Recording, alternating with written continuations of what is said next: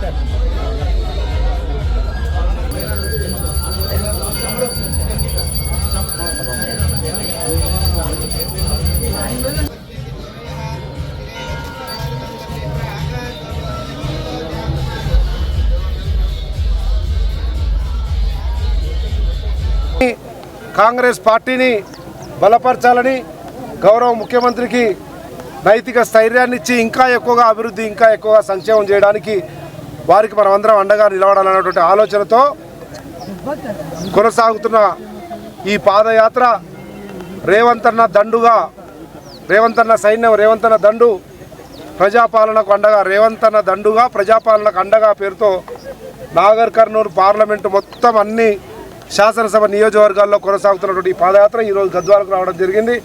గద్వాల్లో Congress party కార్యకర్తలు, నాయకులు, ZP chairman Saritha గారు, పట్టణ అధ్యక్షులు, సీనియర్ నాయకులు శంకర్ గారు అందరూ కూడా ఒక్కరనకుండా పెద్ద ఎత్తున స్వాగతం పలికి రేవంత్ అన్నకు అండగా ఉంటాం, ప్రజాపాలనకు కొండంత అండగా ఉంటాం, రేవంత్ అన్న దండుగా కొనసాగుతామని చెప్పి పాదయాత్రలో పెద్ద ఎత్తున పాల్గొన్నందుకు వాళ్ళందరూ కూడా హృదయపూర్వక ధన్యవాదాలు తెలియజేస్తూ, ఈ పాదయాత్రలో పాలు పంచుకున్న విధానం కానీ, బీజేపీ గద్వాల్లో కానీ అలంపూర్లో కానీ పుష్కింత ఓట్లు వచ్చినాయి. మన భాషలో చెప్పాలంటే ఇక్కడ 6,000, అక్కడ 3,000, అంతకుమించి రాలే. అంటే బీజేపీ ఏమాత్రము ఉనికి కూడా లేని పరిస్థితి ఉంది జోగులాంబ గద్వాల్ జిల్లాలో. ఇక బీఆర్ఎస్ పార్టీ అయితే 10 సంవత్సరాలు పరిపాలించి అడ్డగోలుగా కుటుంబ పాలన, అవినీతి పాలన, అసమర్థ పాలన, అరాచక పాలన చేసి ఈరోజు ఎన్ని రకాల ప్రయత్నాలు చేసినా మళ్ళీ ఎత్తుకునే పరిస్థితే లేదు. జాకి పెట్టినా కానీ లేచే పరిస్థితిలో లేని పార్టీ బీఆర్ఎస్ పార్టీ. కనుక కాంగ్రెస్ పార్టీకి ఏమాత్రం ఎదురు లేదు. నిరాఘాటంగా రేవంత్ రెడ్డి గారి నాయకత్వంలో ఇంకా 10-20 సంవత్సరాలు కొనసాగుతుంది. కనుక ప్రజలందరూ కూడా కొనసాగుతున్నటువంటి అభివృద్ధి సంక్షేమ కార్యక్రమాలకు అండగా నిలబడాలి. అనేక ఈరోజు 100 రోజుల సందర్భంగా చూసినారు, అన్ని పత్రికల్లో వచ్చింది. ఎన్నికల్లో మాత్రం కాంగ్రెస్ పార్టీని, అధికారంలో ఉన్న రేవంత్ రెడ్డి నాయకత్వాన్ని బలపరచండి, అప్పుడే అభివృద్ధి సంక్షేమ కార్యక్రమాలు ముందుకు పోతాయని చెప్పి తెలియజేస్తూ, పాత్రికేయుల సాక్షిగా మీ ద్వారా ప్రజాస్వామ్యయుత ప్రక్రియ ఉంటుంది. ప్రదేశ్ ఎలక్షన్ కమిటీ ఉంటుంది, స్క్రీనింగ్ కమిటీ ఉంటుంది, సెంట్రల్ ఎలక్షన్ కమిటీ ఉంటుంది. ఈ ప్రక్రియ అంతా పూర్తయిన తర్వాత ఏఐసిసి అభ్యర్థిని ప్రకటిస్తుంది. ఆ ప్రక్రియ కూడా కొనసాగుతూ ఉంది. అందుకే అందరం చారకొండ వెంకటేష్ గారు, చారకొండ మండలం కలవకుర్తి, అచ్చంపేట, రాము నాగర్ కర్నూలు యూత్ కాంగ్రెస్ ప్రెసిడెంట్, ఈయన పీసీసీ జనరల్ సెక్రటరీ, అందరం ఎందుకు తిరుగుతున్నాం? టికెట్ కావాలంటే అక్కడ ఏదో చేసుకుంటాం. లేదు, టికెట్ బరాబర్ మా సామాజిక వర్గానికి వస్తుందనే నమ్మకం, విశ్వాసము గౌరవ ముఖ్యమంత్రి గారు ఏఐసిసి చెప్పింది. మెజారిటీ వర్గాలైనటువంటి మాదిగలకు హక్కు ఉంది. నాగర్ కర్నూలు పార్లమెంట్లో అత్యధిక మాదిగలు ఉన్నారు కనుక మాదిగలకే ఇస్తామని చెప్పారు. ఇస్తారు. 18వ తారీఖు మీకు మొత్తము బయటపడుతుంది. ఏమీ సంశయపడకండి. సామాజికంగా అత్యధికంగా ఉన్నటువంటి సామాజిక వర్గానికే వస్తుంది, మాకే వస్తుంది. ఎటువంటి